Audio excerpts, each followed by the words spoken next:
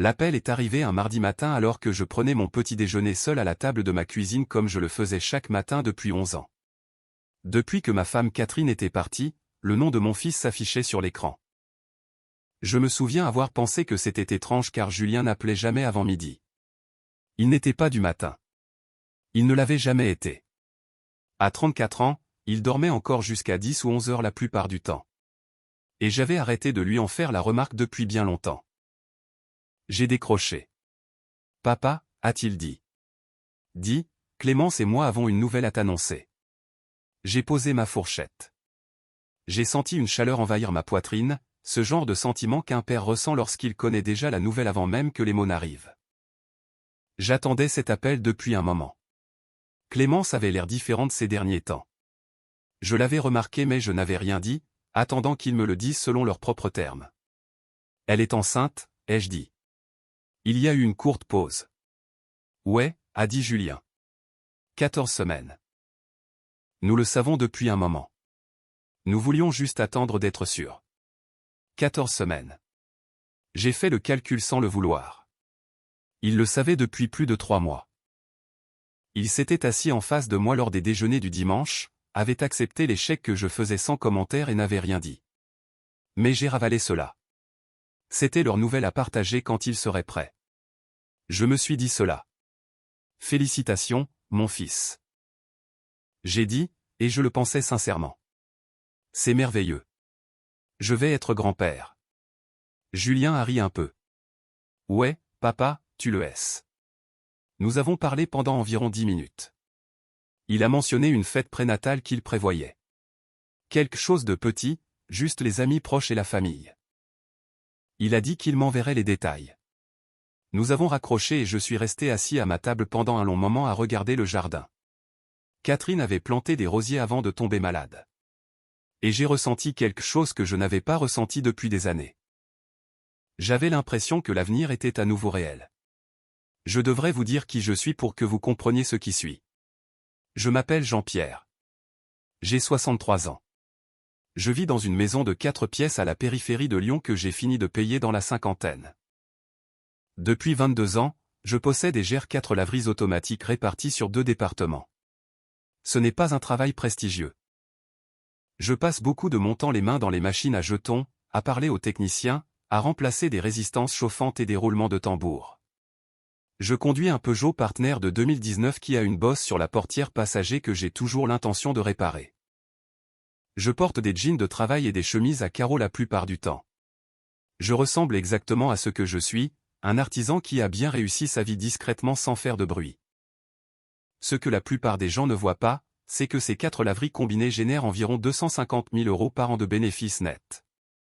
Je possède les murs. Je possède le matériel intégralement.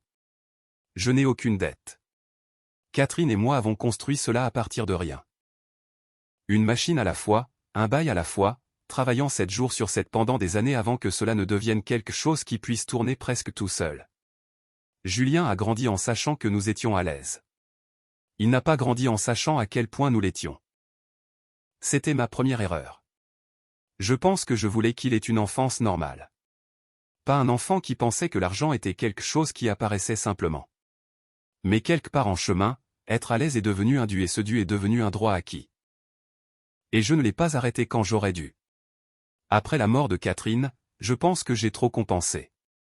Je me sentais coupable pour chaque heure que j'avais passée aux laveries au lieu d'être à ses spectacles d'école, à ses matchs de foot, à la table du dîner. Alors, je lui ai donné de l'argent au lieu de mon temps. Et puis, quand j'ai eu plus de temps, j'ai continué à lui donner de l'argent parce que c'était devenu le langage entre nous. Je le sais maintenant. Je ne le savais pas tout à fait alors. Quand Julien avait 26 ans, j'ai co-signé le bail d'un appartement pour lui à Villeurbanne. Bel immeuble, 3 pièces, 1 200 € par mois. Il allait être coach sportif. Il disait qu'il avait quelques clients en vue. Le coaching sportif a duré 4 mois. Après cela, il y a eu une idée de business impliquant des baskets personnalisées. Puis une période de réflexion. Puis il a rencontré Clémence. Clémence venait de l'argent. De la vieille bourgeoisie lyonnaise, le genre qui vit à Écully et qui a des avis tranchés sur le vin. Ses parents avaient une grande propriété, passaient leurs vacances sur la Côte d'Azur et parlaient d'investissement de la même manière que les gens parlent de la météo. Elle avait 29 ans quand Julien l'a ramenée à la maison la première fois. Elle était élégante et jolie et elle a regardé autour de ma maison avec une expression que j'ai reconnue immédiatement, l'expression de quelqu'un qui fait le calcul et trouve les chiffres décevants. Elle n'était pas impolie avec moi. Elle était quelque chose de plus difficile que l'impolitesse. Elle était aimable d'une manière qui me tenait à distance. Elle m'appelait Jean-Pierre sur un ton qui donnait l'impression que j'étais un inconvénient mineur. Elle parlait à Julien de son potentiel devant moi comme si je n'étais pas celui qui couvrait son loyer depuis 3 ans. J'ai essayé. Je veux être honnête à ce sujet. Je leur ai apporté à dîner. J'ai proposé mon aide quand l'appartement avait besoin de réparation. Je me suis souvenu de son anniversaire. Je me suis présenté à chaque occasion où il m'invitait, ce qui n'était pas souvent, mais je venais. La grossesse a changé la dynamique de manière que je n'attendais pas. Les parents de Clémence, Hubert et Béatrice, sont devenus très impliqués très rapidement. Ils ont proposé d'aider à meubler la chambre du bébé. Ils parlaient constamment du bébé quand j'étais là d'une manière qui ressemblait à un marquage de territoire. Je me suis dit que j'interprétais trop les choses. Je me suis dit que j'étais trop sensible. 2 semaines après l'appel de Julien, j'étais à la laverie près de la place Bellecour quand mon téléphone a vibré avec un SMS d'un numéro que je ne reconnaissais pas. « Bonjour Jean-Pierre, c'est Manon, l'amie de Julien et Clémence. Je voulais dire que j'ai passé un moment tellement merveilleux à la fête prénatale hier. Les jeux étaient si amusants. J'espère vous rencontrer proprement un jour. Je l'ai lu 2 fois, puis je l'ai lu une 3e fois. Hier, il y avait eu une fête hier et je n'y étais pas.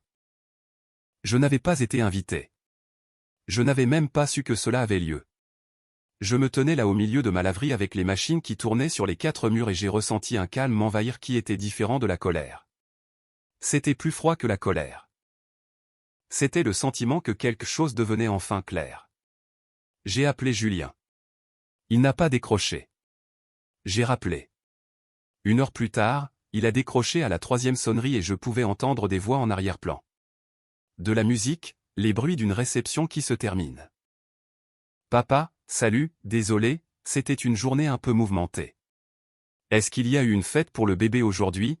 Ai-je demandé. Le bruit de fond a semblé changer. Je l'ai entendu se déplacer vers un endroit plus calme. Papa, Julien, y a-t-il une fête pour ton enfant aujourd'hui et je n'étais pas là? Il est resté silencieux un moment. Puis il a dit que c'était juste quelque chose que Clémence voulait faire avec son côté, ses amis et ses parents. Ce n'était pas un grand événement. Papa, ses parents étaient là.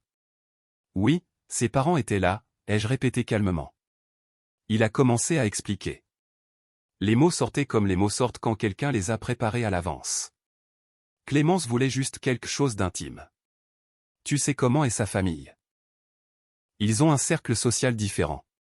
Elle craignait que ce soit gênant de mélanger les groupes. Ce n'était pas contre toi. Nous allons faire quelque chose avec toi séparément, quelque chose de plus petit. J'ai écouté. Je l'ai laissé finir. Quand il a eu terminé, j'ai dit, d'accord, mon fils. Je comprends. Et j'ai raccroché. Je comprenais parfaitement. Je suis rentré chez moi. Je me suis assis dans le jardin de Catherine pendant un long moment en regardant les roses qu'elle avait plantées. Et j'ai pensé à toutes les choses que j'avais faites pour Julien, non pas parce qu'il l'avait demandé, mais parce que je l'avais voulu, parce que je pensais que c'était à cela que ressemblait l'amour. J'avais payé son loyer pendant 3 ans. Je lui avais donné 20 000 € quand lui et Clémence avaient emménagé dans leur maison actuelle à Écully parce qu'ils étaient à court pour le dépôt de garantie et le premier mois et qu'ils avaient besoin de meubles. J'avais remboursé un solde de carte de crédit de 7 000 € l'année précédente parce que Clémence m'avait appelé en pleurant en disant qu'ils allaient être envoyés au contentieux. Je ne leur avais jamais demandé de me rembourser. Je n'avais jamais mis de condition à rien de tout cela, et je n'étais pas présentable pour être vu à une fête prénatale. Je n'ai pas pleuré. Je veux que vous le sachiez. Je pensais que je pourrais le faire. Je suis resté assis dans ce jardin pendant 2 heures, attendant de me sentir dévasté. Mais ce que j'ai ressenti à la place était quelque chose de plus calme et de plus permanent, comme une porte qui se ferme très lentement, très doucement, avec un clic doux et final. J'ai appelé mon comptable le lendemain matin. Puis j'ai appelé mon avocat, un homme nommé Maître Marchand, qui s'était occupé de la succession de Catherine et en qui j'avais une confiance totale. Je lui ai dit que je voulais mettre à jour certains documents. Il a posé quelques questions. J'y ai répondu. Il a dit qu'il aurait quelque chose à me faire examiner d'ici la fin de la semaine. Puis j'ai attendu. Je n'ai pas appelé Julien. Je n'ai plus évoqué la fête. Quand il m'a envoyé un SMS quelques jours plus tard pour me demander si je voulais déjeuner, j'ai dit que j'étais occupé à la laverie, ce qui était vrai. J'étais toujours occupé à la laverie. L'appel que j'attendais à moitié est arrivé un vendredi soir 5 semaines plus tard. C'était Clémence. Elle n'appelait pas souvent.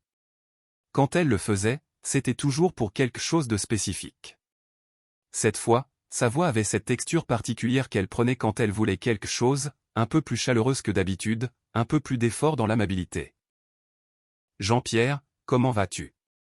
Nous avons pensé à toi. Nous avons pensé à toi. J'ai presque souri. Je vais bien, Clémence.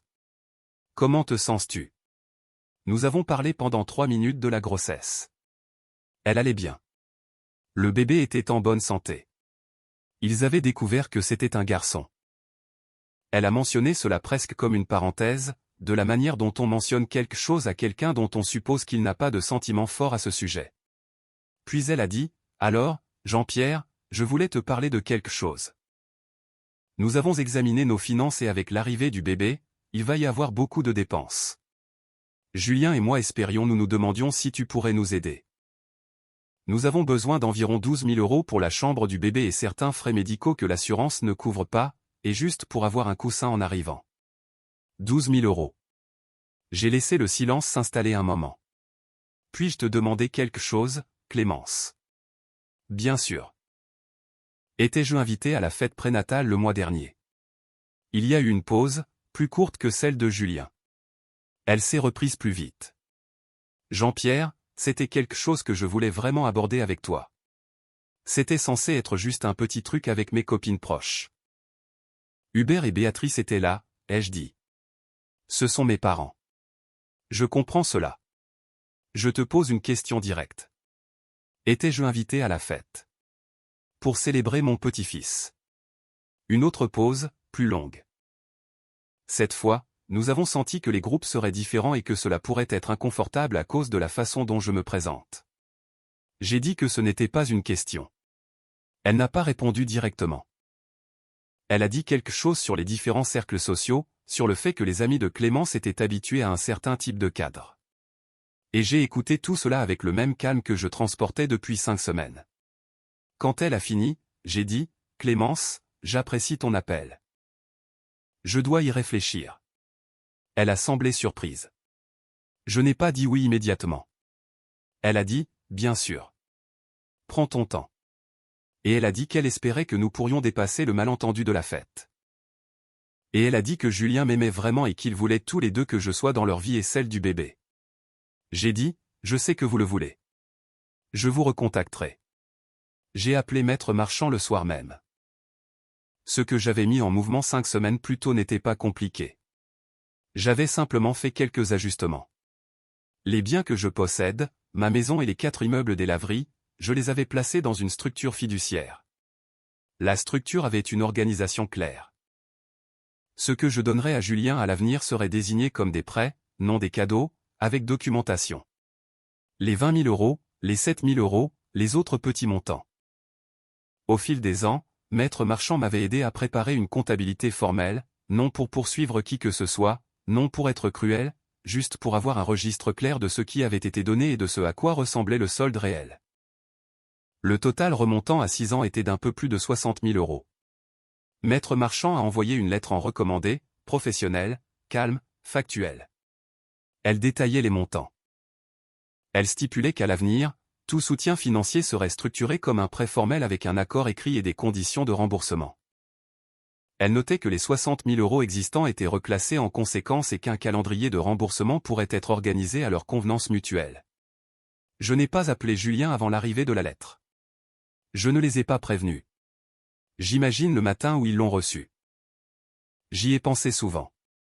Julien m'a appelé moins de 2 heures après l'arrivée de la lettre. Sa voix était différente de toutes les voix que j'avais entendues de lui auparavant. Le confort en avait disparu. Il semblait jeune d'une manière qui me rendait triste. Pas jeune comme un enfant, mais jeune comme quelqu'un qui vient de découvrir que le sol sous ses pieds n'est pas aussi solide qu'il le supposait. « Papa, c'est quoi ça ? » « C'est une lettre de mon avocat, » ai-je dit. « Je vois bien. »« Pourquoi ? Pourquoi ferais-tu ça ? Qu'est-ce qui se passe ?» J'étais à nouveau à ma table de cuisine. La même table où j'avais pris son appel pour la grossesse. La même vue sur les roses de Catherine. « Mon fils, » ai-je dit, « je t'aime. Je t'ai aimé toute ta vie. Je t'ai donné tout ce que j'étais capable de te donner, et je l'ai donné parce que je le voulais, pas parce que je voulais quoi que ce soit en retour. Mais j'ai besoin que tu comprennes quelque chose. Je n'ai pas été invité à la fête pour ton fils, mon petit-fils, parce que ta femme s'inquiétait de la façon dont ses amis me percevraient. Et puis 5 semaines plus tard, on m'appelle pour me demander 12 000 €. J'ai besoin que tu réfléchisses à ces deux choses ensemble et que tu me dises ce que je suis censé ressentir. Il a été silencieux pendant un long moment. Papa, la fête, c'était une erreur. Clémence le sait. Nous le savons tous les deux. Nous aurions dû, ce n'était pas une erreur, ai-je dit doucement. Une erreur, c'est oublier d'envoyer une invitation. Ce qui s'est passé était une décision. Quelqu'un a décidé que je n'étais pas à ma place dans cette pièce.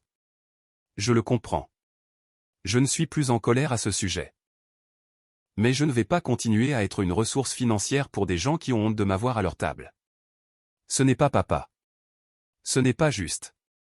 La lettre n'est pas une punition, ai-je dit, c'est juste de l'honnêteté. C'est la vérité de ce qu'a été notre relation écrite sur papier.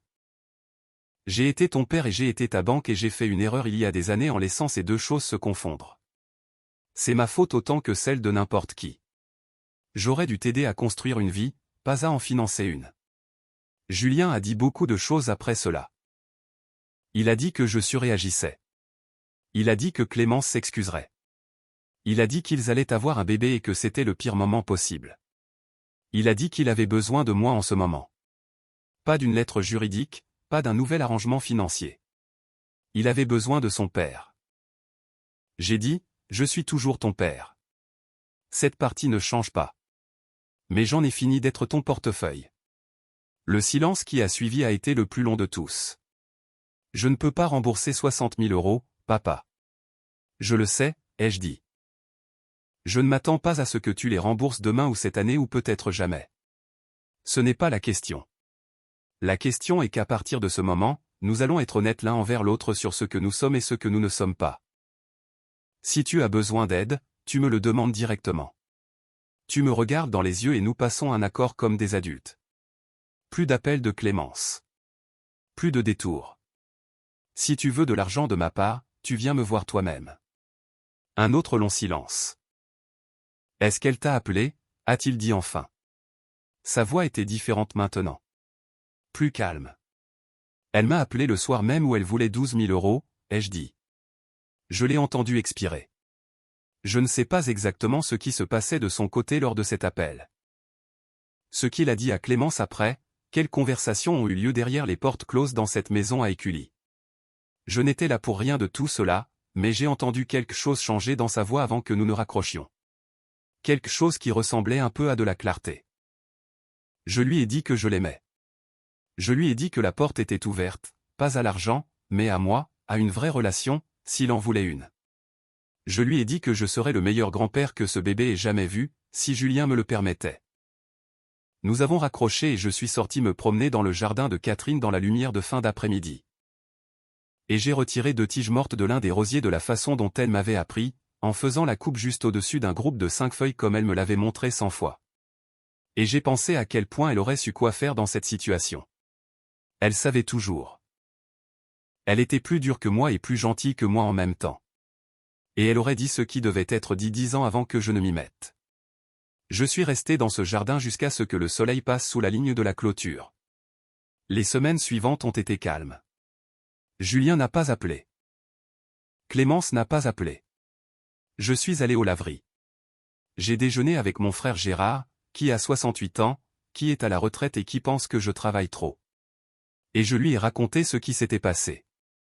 Gérard a tout écouté sans m'interrompre, ce qui est inhabituel pour lui. Quand j'ai fini, il s'est adossé à sa chaise et il a dit, « Tu aurais dû faire ça il y a 5 ans. » J'ai dit, « Je sais. » Il a dit, « Tu te sens mieux. » J'y ai réfléchi et j'ai dit, « Oui. » Il a dit, « Bien. Maintenant mange ta soupe. » Julien a appelé un dimanche après-midi environ 3 semaines plus tard. Sa voix s'était stabilisée en quelque chose que je reconnaissais de quand il était plus jeune. Quelque chose de plus honnête, moins joué. Il a dit qu'il voulait parler, pas de l'argent, juste parler. Nous nous sommes retrouvés pour un café dans un restaurant à Bron, à mi-chemin entre sa maison et la mienne. Il était là quand je suis arrivé, ce qui était inhabituel. Julien avait été en retard à presque tout durant sa vie d'adulte. Il était assis dans un box au fond avec ses mains autour d'une tasse et il avait l'air fatigué d'une manière qui sonnait vraie. Nous avons parlé pendant presque 3 heures. Il m'a dit des choses que je ne savais pas, qu'il ressentait depuis des années, comme s'il échouait à une version de lui-même qu'il n'avait jamais tout à fait réussi à imaginer, que le monde de Clémence lui donnait l'impression qu'il était toujours en train de rattraper son retard. Toujours un pas derrière, et que mon argent avait été la chose qui lui permettait de prétendre qu'il ne l'était pas, qu'il savait au fond de lui que ce n'était pas bien, qu'il n'avait pas pu se regarder clairement parce que se regarder clairement l'aurait obligé à faire quelque chose de difficile. J'ai écouté tout cela. Je n'ai pas dit je te l'avais dit. Je n'en avais pas besoin. Je lui ai dit ce que j'aurais dû lui dire 10 ans plus tôt quand il avait 24 ans et que j'aurais encore pu façonner quelque chose. Je lui ai dit que je l'avais rendu trop mou en ne le mettant jamais face à ses difficultés. Je lui ai dit que c'était mon échec, pas seulement le sien. Je lui ai dit que j'avais confondu lui donner des choses avec lui donner ce dont il avait réellement besoin, c'est-à-dire de la résistance, la bonne sorte. Celle qui construit quelqu'un. Il a pleuré un peu. Je n'ai pas honte de dire que moi aussi. Nous n'avons pas tout résolu cet après-midi-là. Nous ne sommes pas arrivés à une entente parfaite. Mais nous avons été honnêtes l'un envers l'autre pour la première fois depuis très longtemps. Et c'était quelque chose. C'était plus que quelque chose. Il m'a dit que Clémence était différente depuis l'arrivée de la lettre. Plus silencieuse. Il a dit qu'elle avait appelé ses parents et que la conversation ne s'était pas déroulée comme elle s'y attendait. Apparemment, Hubert et Béatrice avaient des avis sur la situation de la fête qui n'étaient pas entièrement en sa faveur. Il a dit qu'elle n'avait plus reparlé des 12 000 €. Quand nous nous sommes levés pour partir, il m'a serré dans ses bras sur le parking comme il ne l'avait pas fait depuis qu'il était adolescent. Une vraie étreinte, pas juste une tape sur l'épaule. Je l'ai tenu un instant de plus que d'habitude. J'ai conduit pour rentrer par le périphérique avec les vitres baissées. De la même façon que je conduisais dans ma trentaine quand tout semblait encore être devant moi. Je suis passé devant une zone commerciale qui avait une de ces laveries de franchise, le genre de grande entreprise avec des enseignes jaunes brillantes, et j'ai pensé à la première machine que j'avais jamais achetée, un lave-linge frontal d'occasion d'une laverie qui fermait à Givors. Payé avec les économies que Catherine et moi avions mis 2 ans à constituer, transporté à l'arrière d'une camionnette empruntée à 7 heures du matin un mardi de mars 1998. 22 ans de réveil à 6 heures du matin, de canalisation qui lâche et de négociations avec des propriétaires qui pensaient que j'allais échouer. 22 ans à me présenter au rendez-vous non pas en chemise repassée mais dans des vêtements avec lesquels je pouvais travailler parce que le travail était réel et que le travail était le mien et que je n'avais jamais eu besoin que quiconque soit impressionné par cela. J'ai pensé aux amis de Clémence à cette fête dans leurs beaux vêtements et j'ai pensé à quel point ils ne savaient rien sur rien. Et puis j'ai pensé à un petit garçon qui viendrait au monde dans environ 3 mois. Un petit garçon qui porterait une part de Catherine en lui, la forme de ses mains peut-être, ou quelque chose dans son regard. Et j'ai senti quelque chose se libérer dans ma poitrine qui était restée fermée depuis longtemps. J'avais commis des erreurs. Je les assumais. Je n'étais plus le même homme qu'il y a 1 an ou 5 ans ou 10 ans. J'avais passé une décennie à combler un vide en moi avec de l'argent qui appartenait à la vie de quelqu'un d'autre. Et j'en avais fini avec ça. J'ai pris la sortie vers ma maison. Je suis passé devant la laverie de la rue principale, la première pour laquelle j'avais acheté un immeuble, et les lumières étaient allumées à l'intérieur, les machines tournaient, les vêtements de quelqu'un tournaient encore et encore dans le tambour. J'ai un petit-fils qui arrive. Son nom sera Arthur. Julien me l'a dit au restaurant. Il a dit qu'il l'avait choisi en partie parce que le nom de jeune fille de Catherine était Artus, ce que je ne savais même pas qu'il se rappelait. Je pense que Catherine aurait beaucoup aimé ça. Cette histoire nous rappelle avec force que l'amour paternel, bien qu'immense, ne doit jamais devenir un tapis sur lequel les autres peuvent s'essuyer les pieds, même s'il s'agit de nos propres enfants.